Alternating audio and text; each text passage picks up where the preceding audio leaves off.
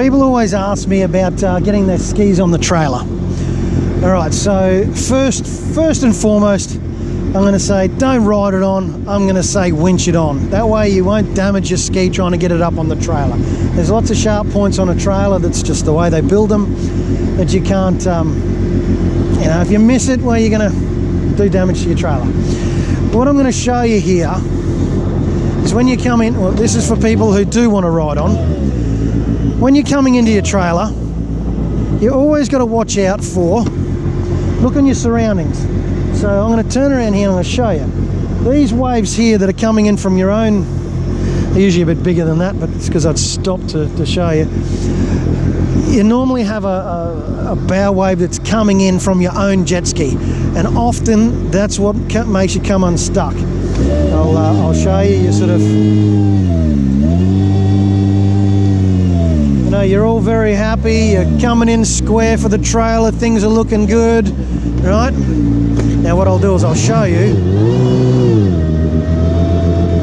That's the wave there that's going to put you into your trailer. So when I come into a trailer, I'll go back around and I'll do it again.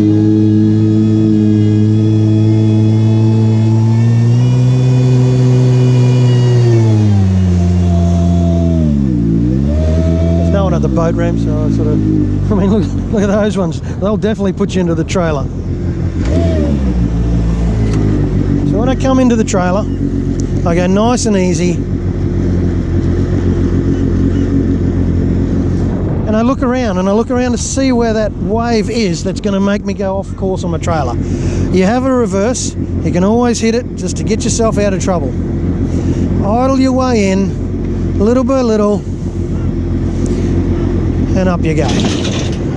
Give it a little bit of acceleration, brings it up to the front. There's various ways on a 300 and 310. You can hit the set button there.